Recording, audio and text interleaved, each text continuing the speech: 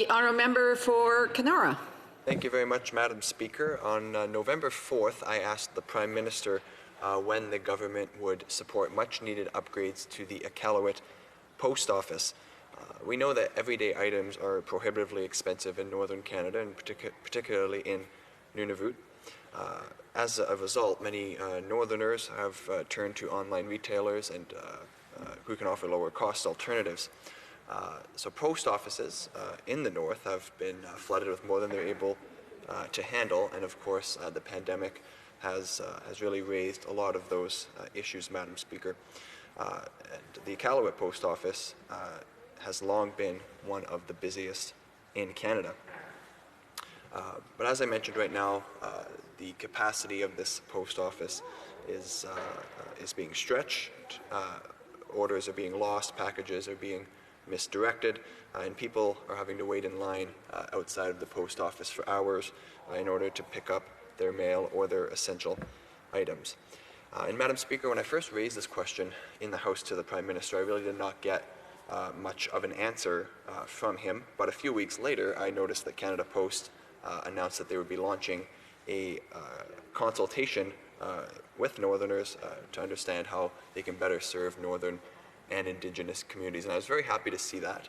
I think it shows why question period is so important, why Parliament is so important, because contrary to what the Liberals often claim, the opposition is not here to try to embarrass the government or to try to divide Canadians on issues. And believe me, Madam Speaker, we definitely don't need to be embarrassing the government. They do a good enough job at that themselves. But we're here to ask tough questions. We're here to ask the questions that Canadians are asking of this government. We're here to hold them accountable and hopefully, as a result, end up with better government. So I'm happy to see the government moving in that direction with the consultation, and I'm happy that they've been able to admit that there has been a shortfall there.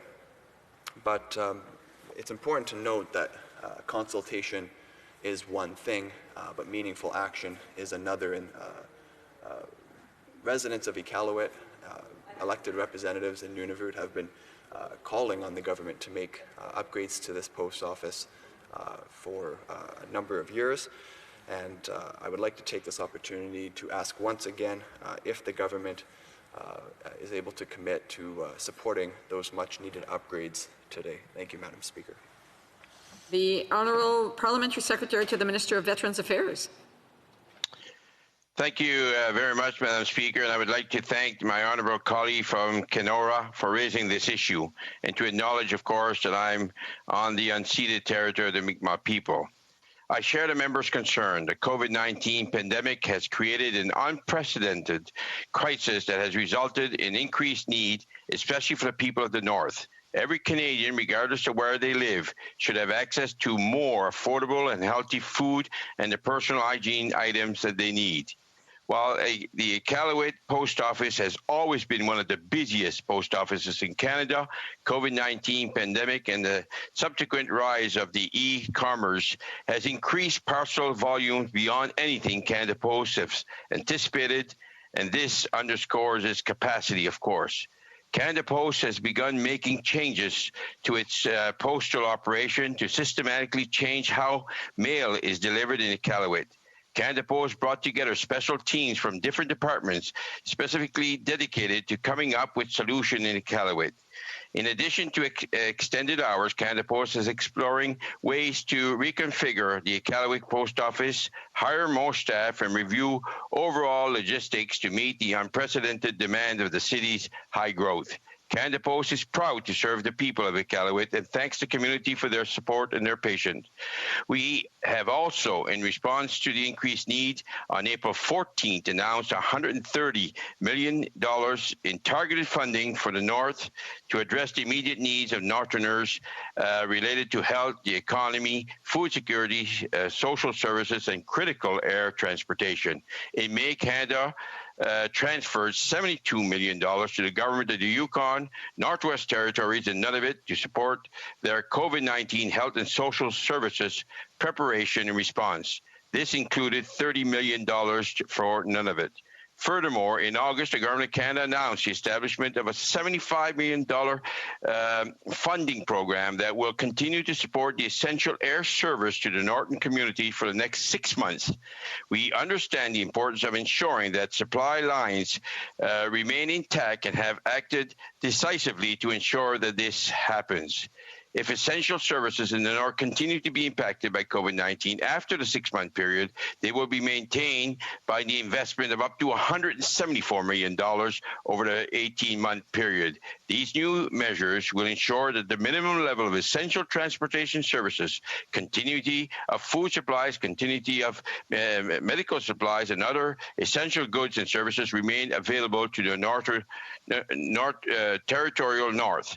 This support is positive news for the Northerners and is a result of continued collaboration.